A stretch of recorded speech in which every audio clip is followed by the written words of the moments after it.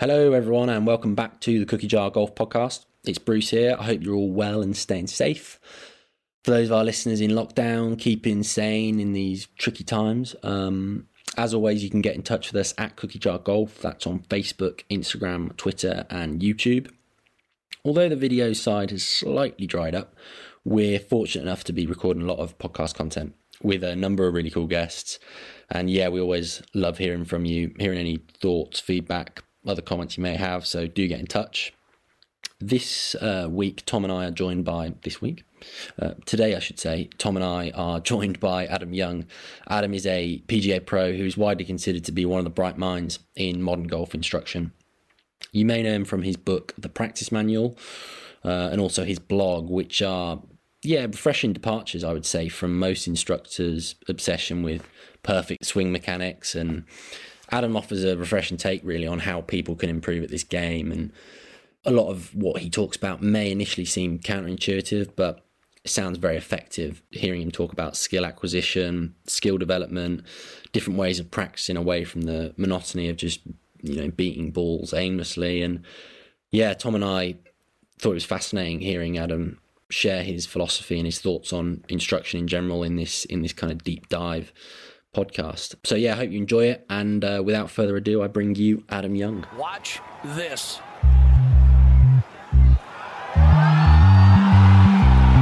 No way!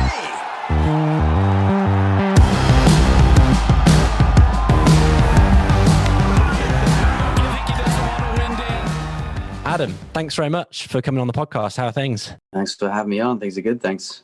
Good. Glad to hear it. So you're a guest I've wanted to get on the podcast for a while, really. I guess I first became aware of you and your work in probably 2015, 16, I'm guessing. My brother bought me the practice manual for Christmas, I think. Just a very, very short history of my golf.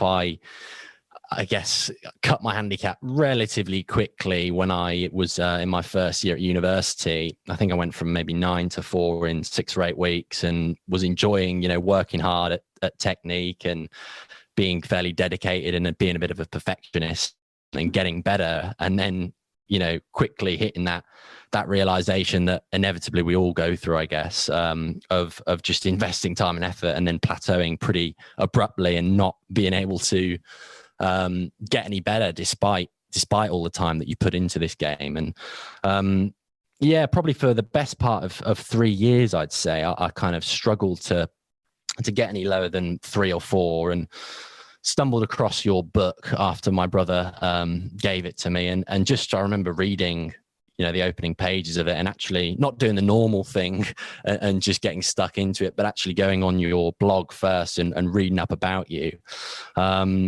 And without wanting to put words in your mouth, just coming across the concept of there's a lot more to golf than simply swing technique, and the beliefs that I guess I saw you putting across on the blog about how much more there is to golf, and really all the ball cares about is the kind of cold hard physics of things, were pretty enlightening, and something I'd not seen before. And I guess could you just give our listeners kind of a potted history, really, as to how you got to this kind of outlook on the game that you have today and that you've become so well known for on your blog and in books like The Practice Manual? Yeah, I think my story is very similar to yours and probably similar to listening. And there's an end to my journey that I call golf enlightenment in terms of I feel more enlightened, and some people kind of get trapped in the darkness of technique. And it's so I started golf at 15. I was old enough to be analytical about it. I'm a very analytical person anyway. So I sort of bypassed all the natural learning, and my first instinct was to hit the library and get every single golf book out there. And so one of the first ones I had was Ledbetter, the golf swing, which I still think is, if you're going to have a model golf swing, that's one of the best out there. Probably biased as I'm an ex-Ledbetter instructor, but you look at the model and lots of it fits exactly what the biomechanists are showing right now. So I started really analytical, building my swing, getting into the mirror, doing positions while my parents were outside drinking on Saturday night. I would be inside and I would be filming Tiger Woods, freeze framing his swing and just copying his positions. You know, I did things like create a belt to put around my arm, kind of like Hogan's image.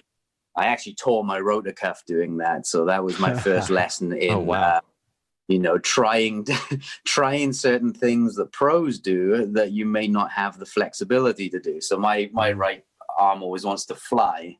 And obviously it was much more like that, much more there. I thought strapping my arms into a belt would do that. And I tore my rotor cuff doing it. But yeah, I mean, that lots of people try to emulate pro positions, and maybe they don't have the physical structure or the flexibility to emulate that.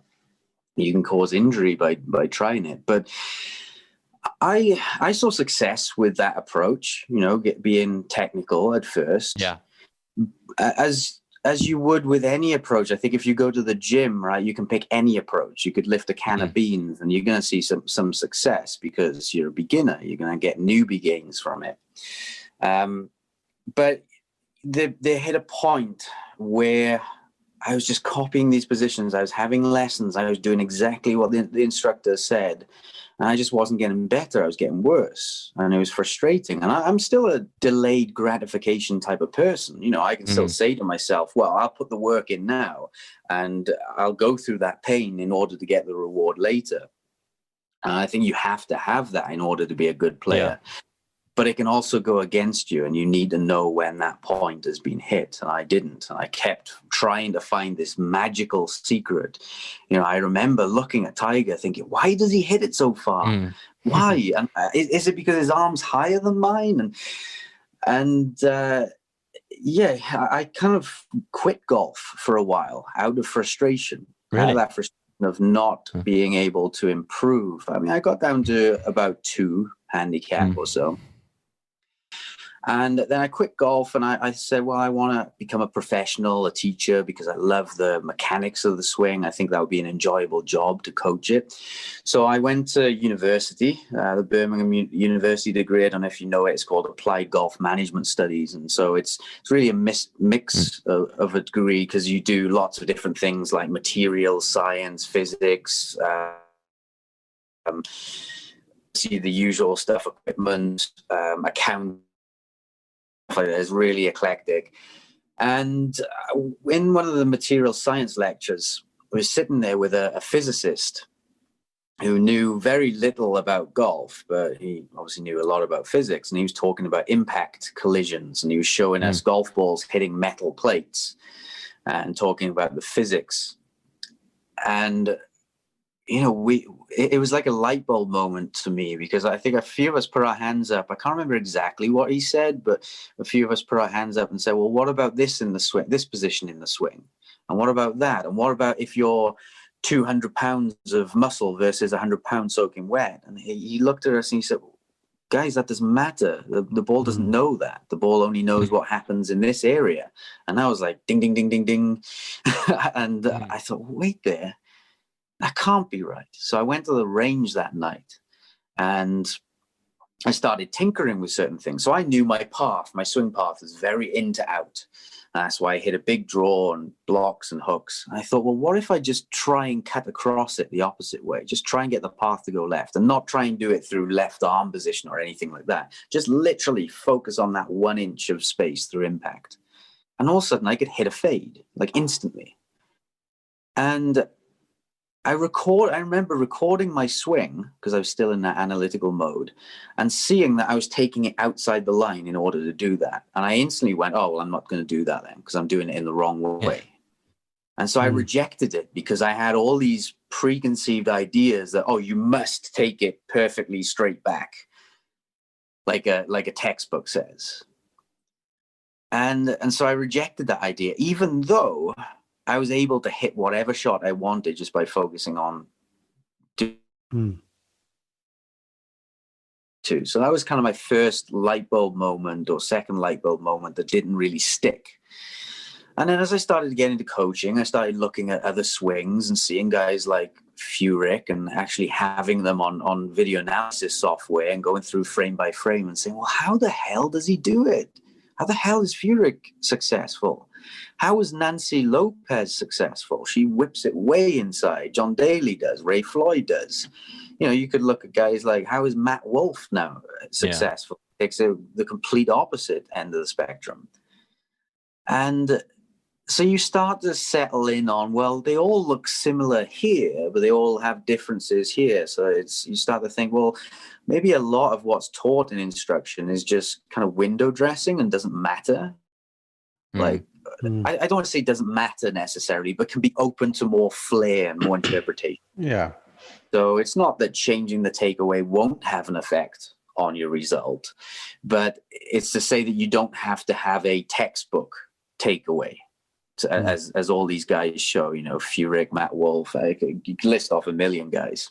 And I started exploring it in lessons, just, giving people impact-based tasks, asking them to do certain things and from more of a concept and a psychology point of view. So I know that doesn't really make sense, but an example might be I would get someone who's suffering with a shank. And, they might hit in a lesson out of 100 balls, they might hit 90% of them shanks. So they're really suffering. They're on the edge of quitting. And, I might ask them, well, do this with your body, do that with your body, do this in the backswing. And it wouldn't change it at all. And then I'd ask them, well, try and hit it out the toe for me. Try and do the opposite. And then all of a sudden their shanks would disappear.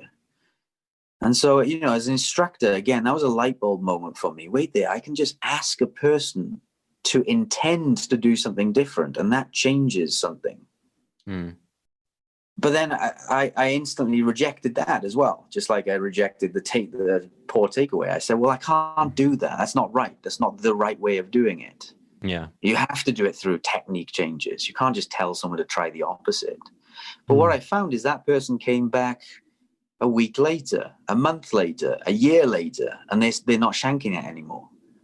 I'm like, well, shit, this everybody would call this a quick fix. But the reality is that person just fixed themselves for a year. And I genuinely it's more durable than the others. Yeah.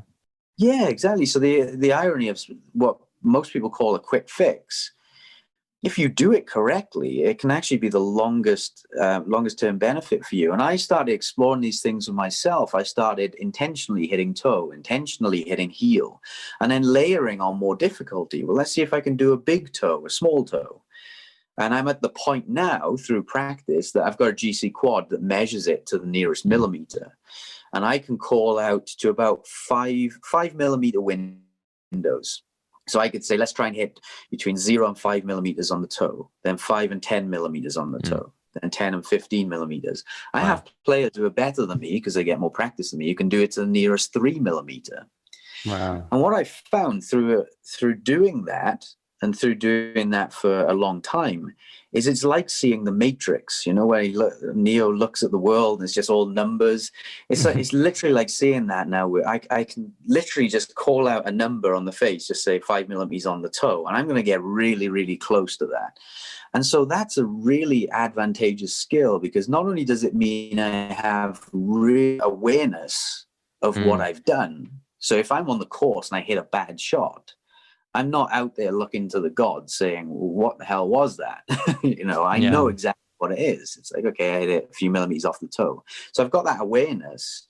And then I've got the ability to self-correct consciously.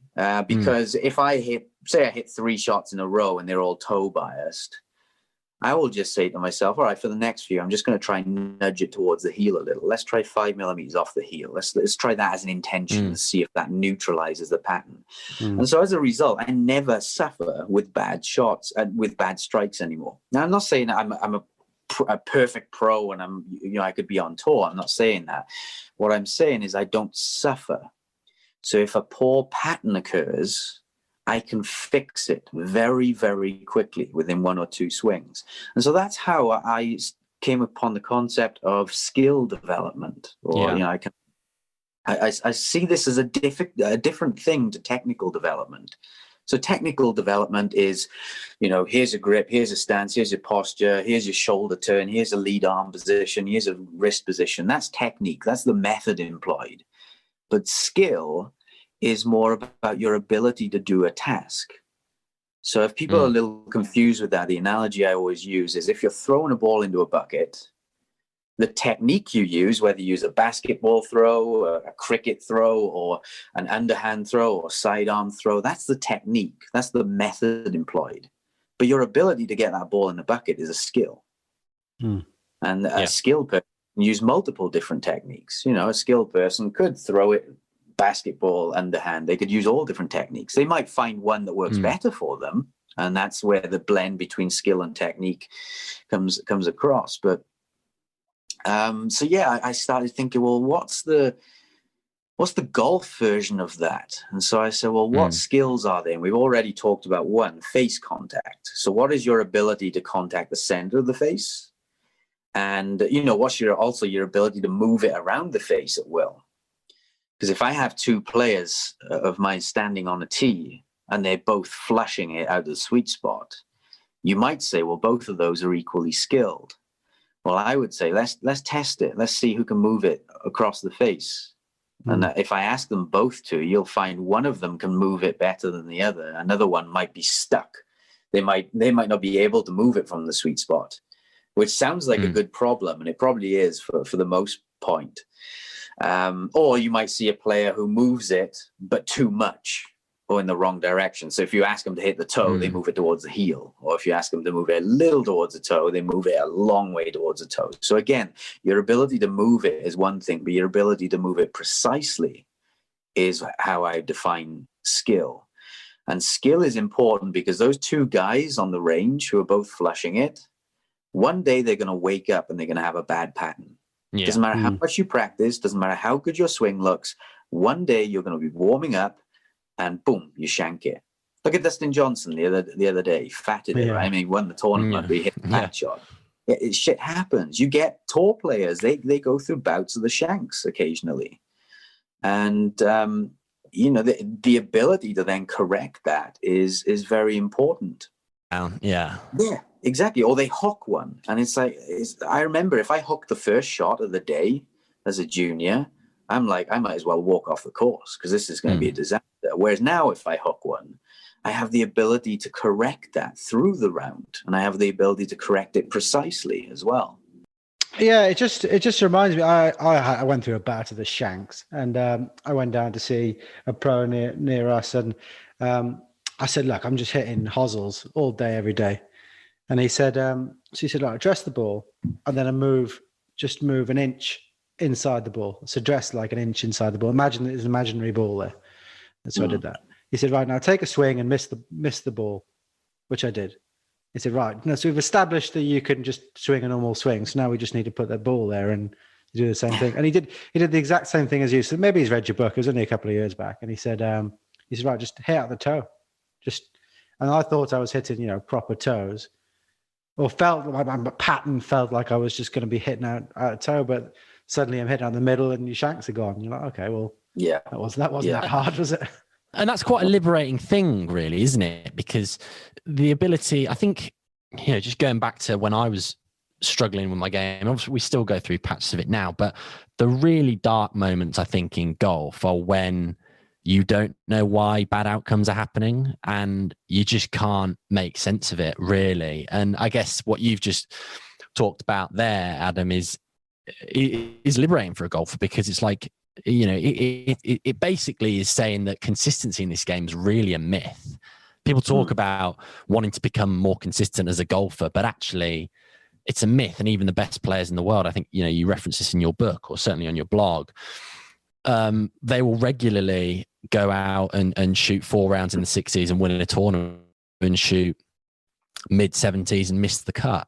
To what extent do you think, did you feel like when you were coming across these ideas, and I guess inevitably you're talking them through with fellow teaching pros and other people on the course at Birmingham and whatnot, I mean, was there still, quite a bit of resistance to this when you're saying, look, guys, I think actually a lot of golf instruction's concerned with the wrong stuff. We're looking at technique and really that's just one small part of a much bigger picture. And do you think that's changed now? Do you think coaches in general are a lot more open-minded about how they go about improving players? Yeah, I think devices like TrackMan, GC Quad, Foresight Sports stuff, launch monitors basically, have opened people's eyes to what actually creates the result. So the launch monitors basically measure the impact physics. The stuff that I'm saying is really important. And so I don't know if you saw my experiments recently, but I did 9 direction or the club path kind of stuff. Yeah, so I did things like whip it really inside on the takeaway. Then I did one over my head. I did one with a grip where I'm holding like a claw putter. And I just hit these shots straight down the target. And the point was to show people that if the impact interval is good, the result will be good. It's that simple. If you show the numbers on a TrackMan, you couldn't tell how someone's done that. So, I could show a 0 path on a TrackMan. I might have aimed 40 degrees left and swung it from the inside. It ball doesn't care about where your feet are pointing. Now, that's not open. That's not to say everybody go out and produce the worst swing you can. It's just to say, you can get away. I don't even want to say get away because you can swing it in many different ways and achieve functional outcomes. Yeah. I think people obsess over stuff that is almost irrelevant. They're trying to change things that they think will have a huge effect on the outcome, and it doesn't. And their time could be much more productively spent. I mean, in terms of, when a golfer is lost, you mentioned earlier those dark times where you're like, what is happening? You can boil golf down into 3 things. Where did you hit on the face, toe or heel side? Where did you contact the ground, if at all? And where was the face looking, left or right? Golf, almost all of your good versus your bad rounds are going to fall into one of those 3 categories, or something has changed in one of those 3 categories. You can add on other stuff like what was your swing path, what was your club speed, but those things don't change from day to day. I could put you on TrackMan and look at your swing path and put you on a year later. Your swing path is probably going to be the same. For your good shots and your bad shots, your swing path is probably going to be the same. The thing that will change direction is the club face angle. And the thing that changes whether a ball goes long or short, the right distance, is how good your strike was. So whenever someone comes to me and they say, I'm completely lost, I'm like, this is going to be an easy lesson. I just have to look in those 3 areas and find out which one has gone awry. And it's that golf is that simple for me now as instructor. Then I have tools. If, say, someone's contacting the ground an inch further back than they normally would, I can go the technical route if I wanted to. I could talk about weight shift. But my preferred way would be to actually give them a task. I might get into a bunker and draw a line in the sand and say, contact that line. Or I used to get on a concrete slab, give them an old club, draw a little dot on the concrete slab and say, hit that dot. And they'd make a few swings and they see that it's 3 inches behind. And I'd say, all right, do better. What does it feel like to hit 3 inches in front of that dot? They make a swing and it improves. So I find that I can just give someone a task, and as long as the feedback is clear and I'm pushing them to explore the space a little bit, they will figure it out without me having to tell them anything about technique. I suppose that's the hardest thing, isn't it? Because I read a bit of your book in preparation for this, and I've gone through your blog and seen, I've got a physics background as well, which is a long time ago now, so I don't like to go back and think about it. But thinking about the fact that because you have a conservation of momentum during club impact, the only thing that matters, literally the only thing that matters, is the velocity of the club at impact, being speed and direction. And the direction is pretty much, like you said, it does those things. But the thing that the average golfer is going to get, like me, is I might know those things, and I might know that perhaps I left my club face open, but how do you change it, and how do you go about fixing it? And I suppose it's you're taking it to an extreme in the opposite way. Is the unique thing that you do with your things I've never even thought of, really. To, if I'm hitting it with an open club face on a particular day, just think, well, close it down. Try and hit straight up pulls instead of pushing it all day. Yeah. So it's all about giving golfers tools then. So the first thing is they got to be able to identify what went wrong. So if every time a golfer hits a bad shot, I ask them, what do you think went wrong? That's the conceptual understanding, I guess. Ultimately, they've got to have that to begin with. Yeah. Yeah, they need to be able to identify what happened to impact to create that different result. And as I said, it'll almost always fall within the ground contact, or face direction categories. Almost always. There are some exceptions to that, but most will. 95% of them will. Once they've identified that, it's like, okay, what are you going to implement now to change that pattern? And I only change patterns. If someone hits one shot to the right, just leave it. You're a human. You're going to make mistakes. The best in the world only hit 60% fairways.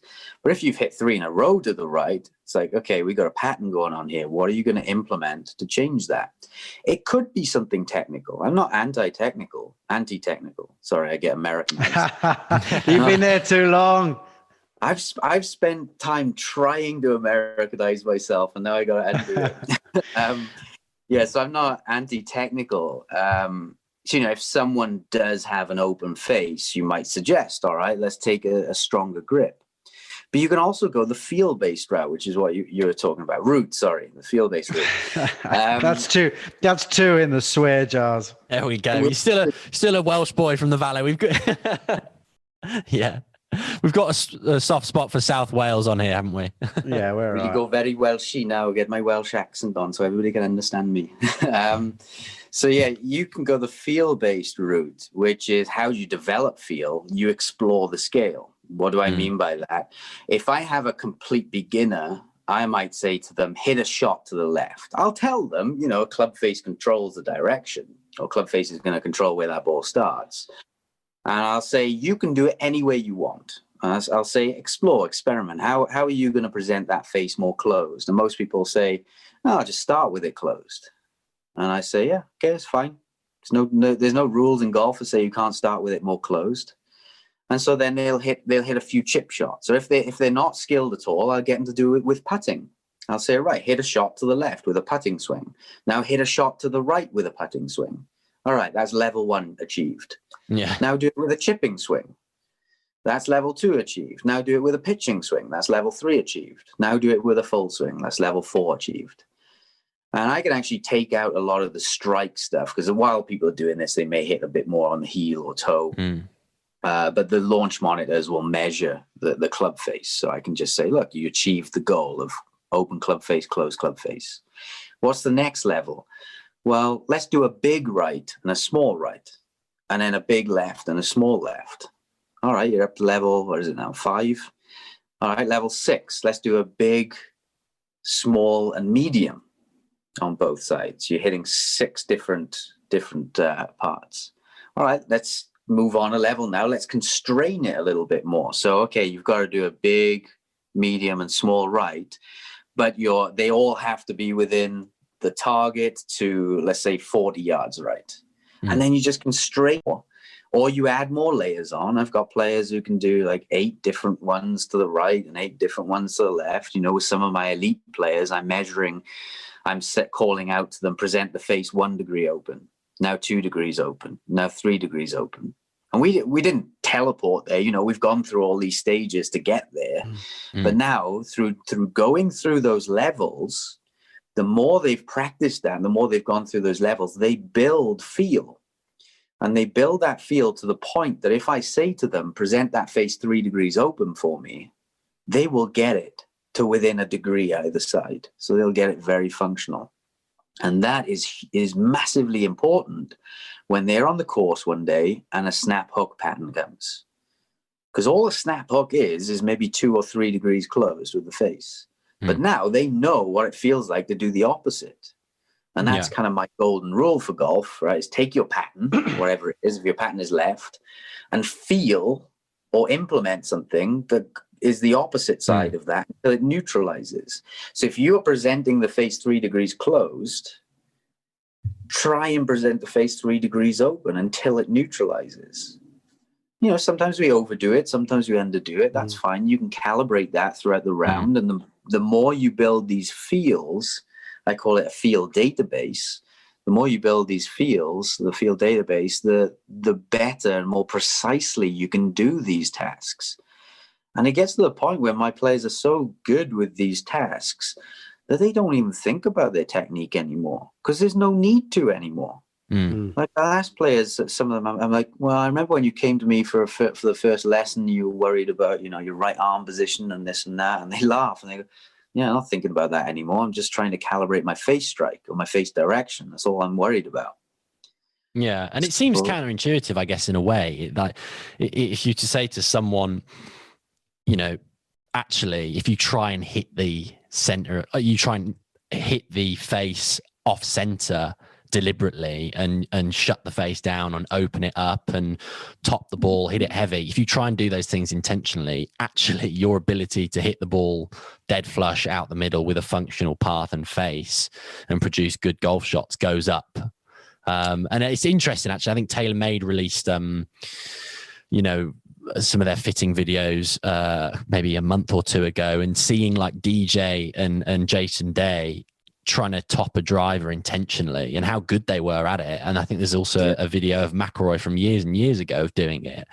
And it's like, yeah, that it's no surprise that the best players in the world can do this, although we normally see them hit every shot or hit a lot of shots just dead out the middle and you know, down the fairway or pretty close to the pin. They're still able to vary the things and hit deliberately bad golf shots as well, because they're such is this the kind of level of their motor control, I guess, would maybe be the scientific way of putting it.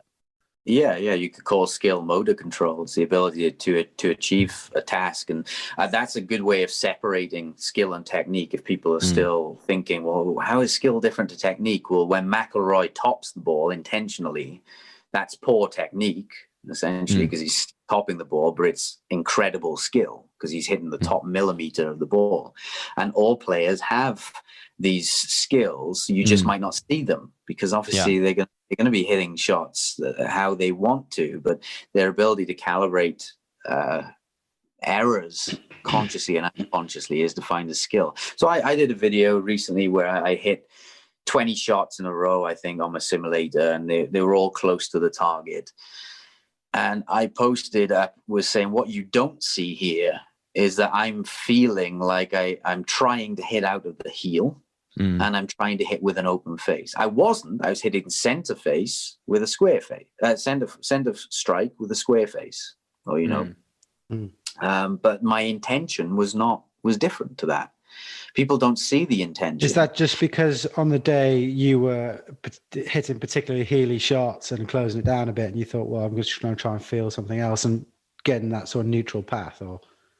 Yeah, my first shot of the day was toey and left. And so I know that, okay, if that was my first shot of the day, that's probably going to be the pattern for the rest of the shots, because usually it is. People always say they're random. They're not.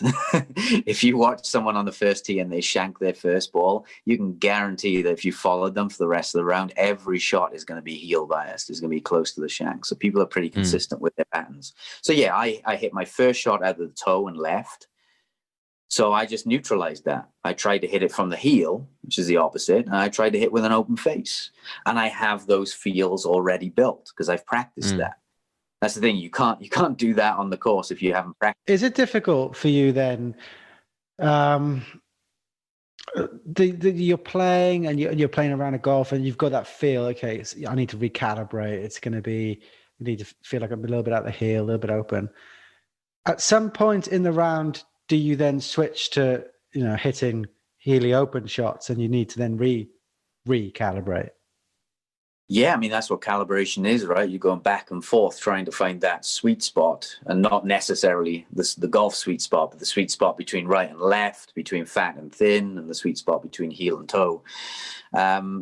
So yeah, you need those feels to be able to move it around. But yeah, some people are overdoers. You know, you ask them to hit a little bit more towards the toe and they'll overdo it. Some people are underdoers. Most people are underdoers, actually, most adults. So if I ask an adult to move it towards the toe, hardly budge it. And that seems like a bad problem at first for most people. You know, I'll get a shanker, for example, and I'll say, right, just try and whack it way out of the toe. And they hit 10 shots and they look at the face and they go, oh, I didn't get any out of the toe. And I say, yeah, but you also didn't shank it. They try to move it 2 inches towards the toe and they end up only moving it maybe half an inch towards the toe. But that's enough to move them from a shanker to now functional shots. And it's actually a good problem to not be able to move it too much, because it means that you can produce a big effort in order to get a small change, which initially, if you have a big problem, that's like, oh, I'm trying to move it, and it's just not moving it. But when it comes to that fine calibration, it's a good problem to have, that we're not able to make these huge jumps around the face. So yeah, in your teaching now, and I guess it varies depending on the player's skill level and whether they have, you know, the club medal or a big event coming up that they want to prepare for. Would you say you encourage most of your players to dedicate a significant amount of time to this kind of calibration, skill-based practice? I guess it's worth, you know, just flagging up for listeners who aren't aware of it. I guess in recent months, Scott Fawcett and people in that gang would maybe talk more about just go and block practice and literally just try and hit the same shot over and over. But this kind of more broken, you know, variable practice, you feel also is particularly important to do?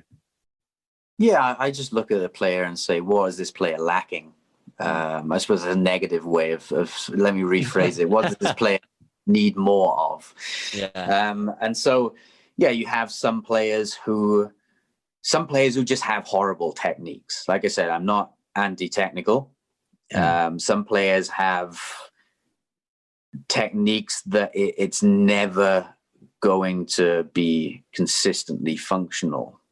And so you may have to address that. You know, if someone's in their backswing is moving their head around 10 feet and making circles with it, then you might have to address that, because it might help them with ground contact. The analogy I use for that is, imagine you're trying to shoot a gun and you're jumping on a trampoline. You know, you might be really skilled at shooting the gun, but the trampoline, the poor technique, is making it harder for you. So I might dedicate some time to improving someone's technique. As I said, there's a rabbit hole that people tend to go down and they don't know when to stop with that stuff. All of us can say that. I mean, most people who listen to a podcast say that. So it's not to say never work on your technique. It's just understand when that rabbit hole is being dug. And then I have another phase, which is the skill-based stuff. So that's exploring the scale. So yes, I would want people to hit right intentionally, hit left intentionally, but in precise amounts. So, you know, if I'm with someone on a launch monitor, I'd say, right, I want you to hit 10 yards to the right. I want you to hit 20 yards to the right and 30 yards to the right. And they don't move to the next task until they get within a reasonable window of that. And then I want them to hit toe and heel, just so they explore in that space. They're building their field database, so they're not lost. Then we can move on to the third phase, which is calibration, which is zoning in now. Instead of exploring the scale, we're zoning in on what we want. So you're zoning in on the sweet spot. You're zoning in on that straight spot, straight shot. You're zoning in on the perfect ground contact. But now you have all the feels built up to be able to calibrate.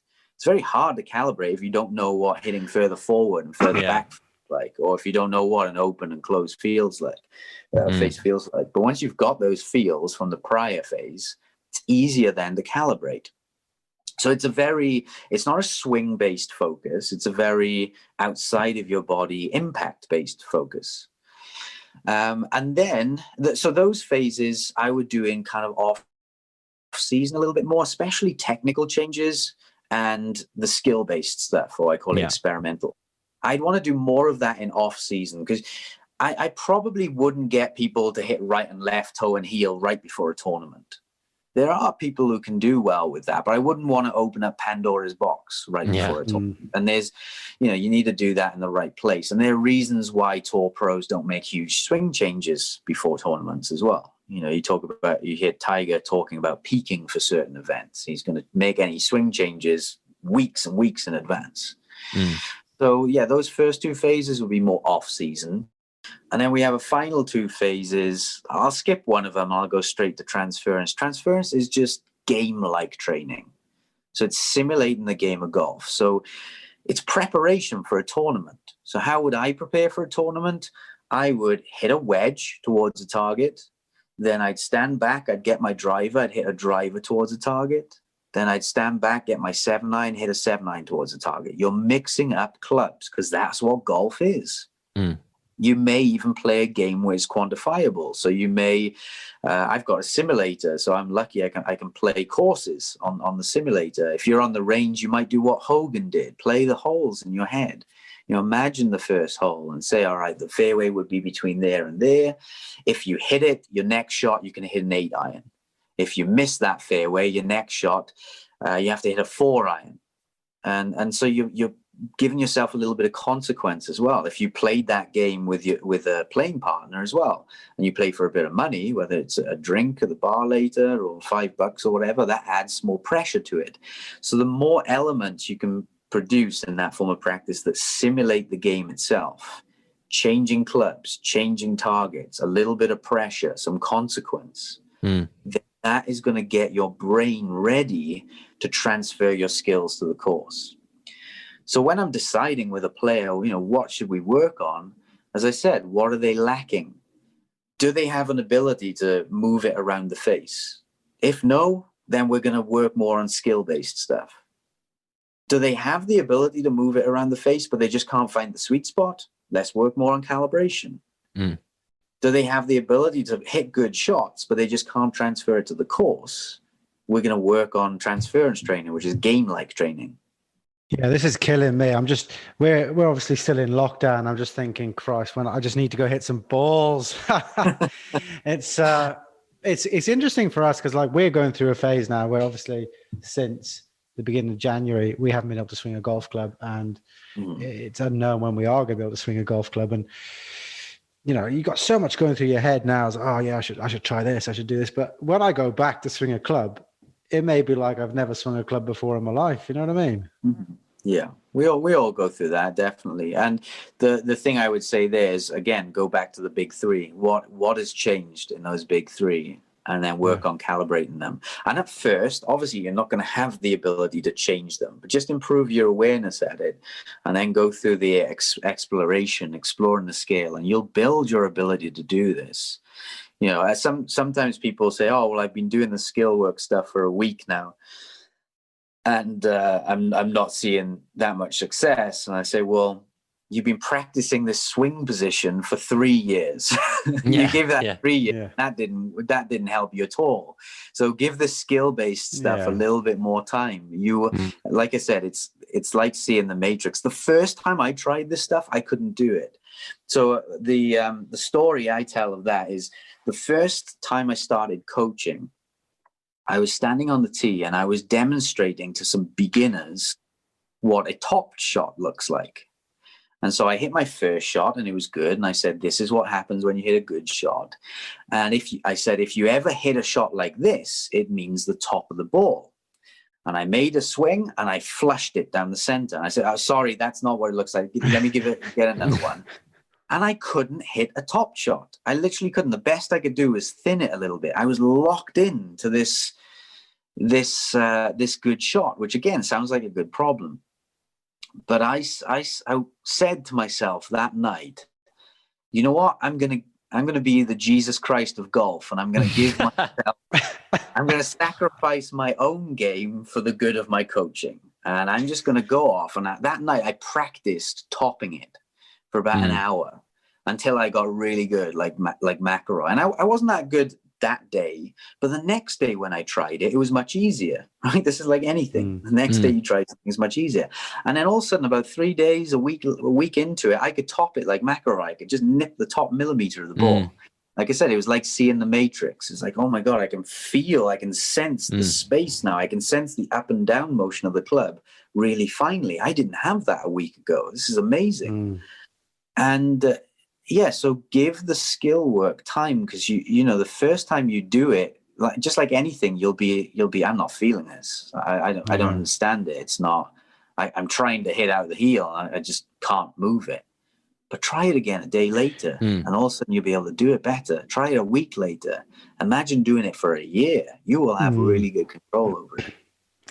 An interesting one for people, certainly here in the UK. Grass ranges are a fairly rare thing. So the ability to have, you know, if you hit with an open face or a closed face, you get pretty instantaneous feedback. Or likewise, if you hit it off the toe or the heel, there is a distinct feel difference, and you can learn that.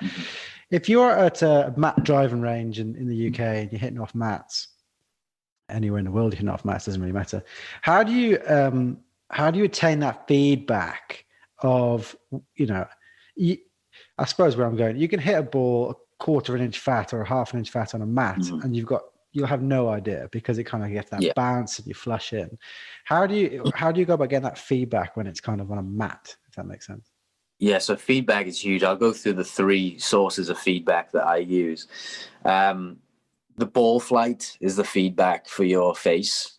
If all else being equal, a more open face will hit the ball more right. Yes, there is swing path involved in that, but all else being equal, more open face equals more to the right, and vice versa. If you're really good with understanding and seeing the curvature of the shot, you can also tell reasonably well what the path was with that, but that's not necessary to hit functional shots. Face strike, get some, you guys in the UK, so Dactarin, I think is what they sell in Asda's, Dactarin foot spray. And you just spray on the club face, just a light dusting, and then when you hit the shot, it'll leave an imprint on the face. Or you can use a dry erase marker, put a little dot on the ball, place it down, and place it in a position that when the club face hits it, it'll transfer to the club face, and then you can just wipe it off. So that's your face strike information. Ground contact, as you said, this is probably the most difficult one to do if you're not on a grass range. On a grass range, you spray a line on the grass range with your Dactarin or Dr. Scholl's in America. You place the ball on top, and then you see where your divot started. And you want it to start on the line or slightly in front of it. When you're on a mat, very difficult. You lose that feedback. But there are forms of feedback you can use. Vertical strike on the face is one of them. So if you hit it fat, it will tend to be struck higher on the club face. And so there's no real formula for it, but, you know, if I see it 1 or 2 grooves high, I'm thinking that's probably about an inch behind the ball that you've struck. And with an iron, you want it quite low on the face. I don't know if you've ever seen this. You guys can Google Tiger Woods' iron. Oh, yeah. Wear mark. And you'll see it's a joke, isn't it? On the face, yeah. And so when you strike properly ball, then turf, the mark will be only above the first groove, really. The middle of the mark will be higher up on the face, but the bottom of the ball mark will be touching the bottom groove. And anything higher than that indicates a fat shot. Now, there's a problem. If you strike it really fat, like 3 inches behind, then it's going to bounce up off the mat, and you might actually strike it fat and have it low. But usually you can hear that, because that sounds like thud click, thud click, thud click. You know, so if you're getting that muffled sound, if it doesn't sound really clicky, it's probably a fat shot. If it sounds clicky, you know, ball first, but it's a few grooves high on the face, it's probably about an inch behind. The other thing that I've come across is a training aid called the divot board. And you can look around on my site. So if you type divot board, Adam Young golf, I give a review of it. And it's basically a board with a bunch of sequins on it. So I don't know if you have those pillows that when you wipe it one way, it produces a certain pattern, and then you wipe it the other way and it produces another pattern. Well, this has really durable sequins on it. And so you place the ball on top of it, on top of the board, And when you strike it, it tells you where your club has first contacted the ground. And then you can just wipe the sequence the other way to refresh it. And so that I'm pushing that at the moment, because people in lockdown, people practicing indoors, they need this feedback. So that's a good way. It is a little expensive, that training aid, but I would kind of caution against the cheaper versions of that as well, because I actually bought one off Facebook the other day just to test it, and it's absolutely horrible. It's just junk. The divot board. So yeah, don't go the cheap route with this. Either get the good one or get nothing at all, in my opinion. So yeah, you've got for divot, you've got on a grass range, check your divot location where it starts. On a mat, the sound of it, the vertical strike or the divot board helps. If you know it's fat, if you know you're hitting ground first, you can put a towel behind the ball as well. It's not a precise science, but if you place a towel behind the ball, a really thin one, probably place it 3 to 4 inches behind, and then that prevents excessively fat shots. And then you can gradually nudge that ball closer to the towel if you have to. I suppose you could do that with face control as well. Could you inside or outside the ball, just leave that towel just as a kind of keep you away from straying too far the wrong side of the ball? Or am I miles with off face strike? Yeah, strike, you can do it with face strike. I can set up constraints. You might put a T one side and a T the other, so you create a gate effectively that you can swing the club head through. Place the T's nice and low in the ground, and I might stick a guitar plectrum, a guitar pick on the ground as well. So if people can hit the guitar pick and get it through the gate, then they're not topping or thinning it, because you can't hit that guitar pick and thin it.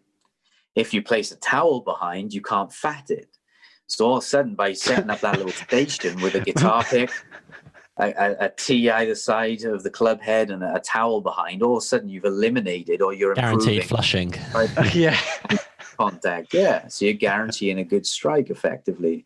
And so that's a nice station you can set up in the back garden or something without even the need for a golf ball. I'd have guitar picks, tees, towels all the way down the range. Just be smacking each one on. It's not too fun setting all this stuff up. That's why I like the divot board, because it kind of does it all for you. If you fat it, because the sequence behind that spot a hit. If you thin it, because you don't hit the sequence. And even if you contact too far away from your feet or too close to your feet, that's essentially what a toe or a heel shot is. If you contact the ground too far away from your feet, then that's going to be a heel shot. Contact the ground too close to your feet, it's a toe shot. So you can kind of explore the 3D space. In fact, that's one of the ways that I use to teach people. Say I have a person and I ask them, can you hit the toe for me? And they just look at me with a blank stare. And they say, I have no idea what to do in order to try that. I might say, all right, well, here's the ball. And I'd put an object like a tee outside of the ball, so a little bit farther from their feet. And I just say, I want you to hit the ball and the tee. And you're going to give me $5 every time that tee doesn't fly out. And all of a sudden they can hit the heel. And then I can move that tee the other side and say, hit the ball and hit the tee. And all of a sudden they're hitting the toe with the club. So just by changing their intention, just by looking at different points in space or thinking about hitting different parts of the grass, different blades of grass, they can change toe or heel. I've got complete beginners, really uncoordinated beginners who've never done any of this, and I can get them to do it pretty quickly just by that simple mental trick.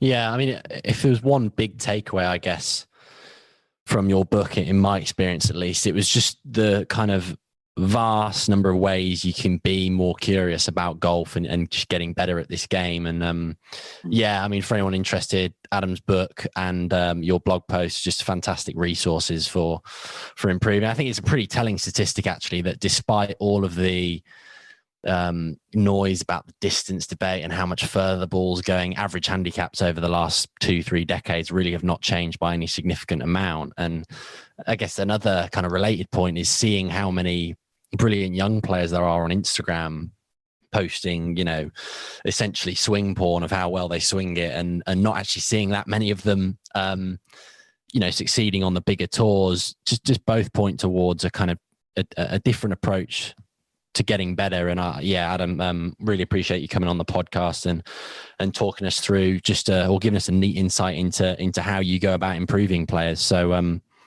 thanks very much for coming on. No problem. It was fun. Yeah, hopefully people get something from it. I don't want to come across as change the way you learn golf. What I want people to get out of this is try adding this to what you already do, because skill and technique are not competing. They are different. They're not competing. But if you work on skill work as well as how your swing looks, you'll find that, this is another way of improving. Just like if you worked on fitness or you improve your strategy, they're all different ways of improving your game. So many people just put so much focus on technique and that alone, they're really missing out on a lot of stuff. And you'll find that when you do a lot of skill work, lots of people move away from the technical stuff eventually because they're like, I don't need that swing stuff anymore. So, for those of our listeners who want to read more about your work and learn more about the kind of drills and different ways of practicing, where can they read more about it? The concepts we talked about here and a lot more are in the book, The Practice Manual, The Ultimate Guide for Golfers. And you can go to www.adamyounggolf.com, and all my blog and material is there as well. Brilliant. Adam, thanks very much. We'll have to get you back on the pod when we're out of lockdown, and Tom and I have had a chance to put some of this into practice. I know we're both immensely frustrated that we can't do it out on the course at the moment or on the range, but at least we got the title for the pod sorted. Adam Young, the Jesus Christ of golf. That's no problem. That's the first time I've ever said that, actually. I just meant to say my own game, but I've probably insulted a lot of people. I hope I haven't.